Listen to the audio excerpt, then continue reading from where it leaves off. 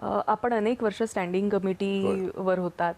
मुंबईमधल्या असल्या कुठले असे 3 मुद्दे आहेत जे अद्यापही त्याच्यावर समस्यावर समाधान मिळालेलं नाही असं तुम्हाला नाही, वाटतं? मुंबईतला सर्वात महत्त्वाचा मुद्दा म्हणजे डेव्हलपमेंट प्लॅन. आपण दर 20 वर्षाचा मुंबई शहराचा एक डेव्हलपमेंट प्लॅन बनवतो आणि त्या डेव्हलपमेंट प्लॅनमध्ये सर्व गोष्टी असतात ज्या इंटरनॅशनल नॉर्म्सप्रमाणे, ज्या मुंबईच्या इन्फ्रास्ट्रक्चर रिलेटेड, ज्या मुंबईच्या समस्यांचं निराकरण सोल्युशन त्या डेव्हलपमेंट प्लॅनमध्ये असते. ट्रॅफिक रिलेटेड असेल, वॉटर रिलेटेड, सीवेज रिलेटेड, आपलं पब्लिक ट्रान्सपोर्ट, सगळ्या इवन एन्व्हायरमेंटच्या आपल्या ह्याच्या संदर्भातलं त्या पण सर्व गोष्टी आहेत. त्याचं सोल्युशन सगळं डेव्हलपमेंट प्लॅनमध्ये असते. पण दुर्दैवाने डेव्हलपमेंट प्लॅनच इम्प्लिमेंट होत नाही. ऑल ओव्हर वर्ल्डला तुम्ही बघाल तर त्या सिटीने नवीन काय केलं, त्यांनी फक्त त्यांचा डेव्हलपमेंट प्लॅन आहे तो विदिन टाइम पिरियडमध्ये इम्प्लिमेंट केला असेल. शांघाय असेल, सगळ्या आणि त्याच्यामध्ये अमेंडमेंट सुद्धा जरा तो टाइम फ्रेम पण टाइम फ्रेम. आता मुंबईत काय होतं, मुंबईचा डेव्हलपमेंट प्लॅन इम्प्लिमेंट करायची अथॉरिटी मुंबई महानगरपालिकेची आहे.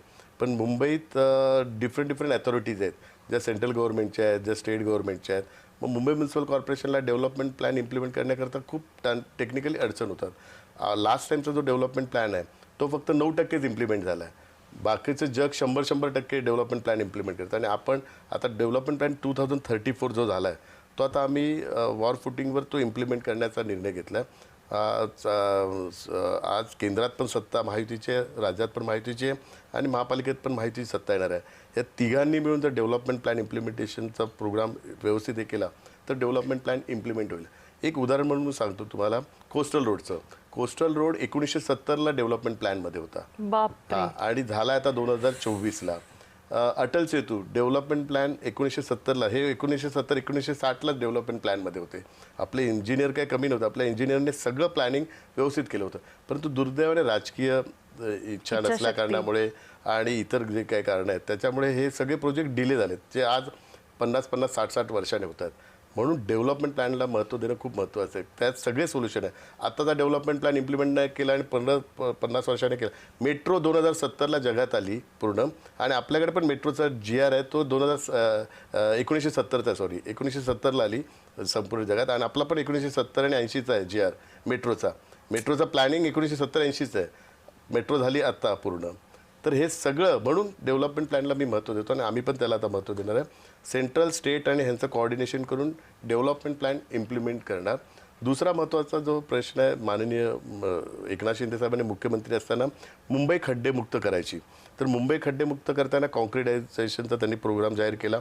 फर्स्ट स्टेजमध्ये आम्ही 500 किलोमीटरचे केले, तर दुसऱ्या फेजमध्ये 500 किलोमीटरचे करतो आहे. परंतु ते सोल्युशन नाही, कारण वारंवार ज्या 17 युटिलिटी आहेत मुंबईमध्ये त्या वारंवार अपग्रेडेशन करता खोदकाम करत असतात. त्यामुळे चांगला रस्ता परत खोदला जातो. त्याकरता आता आम्ही काय करतो, आता मुंबईकरांना त्यातून मुक्त होण्याकरता मुंबईचा अंडरग्राऊंड टनेल बनवणार आणि टनेलमध्ये सगळ्या युटिलिटी शिफ्ट करणार. ज्या पुऱ्या वर्ल्डमधल्या जेवढ्या मेट्रो सिटी आहे सगळ्याच्या अंडरग्राऊंड टनेल आहे. कुठेही तुम्हाला रोडच्या बाजूला युटिलिटी दिसतच नाही. त्यामुळे जमिनीच्या खाली टनेल असणार आणि त्या टनेलमध्ये तुम्ही चालू पण शकता, गाडी पण घेऊन जाऊ शकता आणि जसं अपग्रेडेशन होईल तसं त्याचं रिपेअर पण करू शकता. त्यामुळे कधीच आयुष्यात त्या रोडला वरती सरफेसला हातच लागणार नाही खोदकामाची. तर तो नवीन एक प्रोजेक्ट आम्ही पण यावेळी लॉन्च करणार आहेत. तर ह्या सर्व गोष्टींमुळे मुंबई एक इंटरनॅशनल सिटी बनेल. आपल्याच पाहिजे फिनटेक सिटीचं पण अनाऊन्समेंट यापूर्वीच माननीय प्रधानमंत्रीजींनी केलेलं आहे.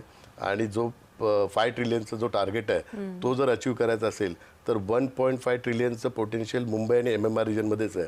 त्यामुळे देशाला विकसित भारत करायचं असेल किंवा देशाला तिसरी महासत्ता करायची, आर्थिक महासत्ता, तर मुंबईचा रोल हा अत्यंत इम्पॉर्टंट असणार आहे. त्यामुळे मुंबईने जर 1.5 ट्रिलियन अचीव केलं तरच देश 5 ट्रिलियनपर्यंत जाऊ शकतो.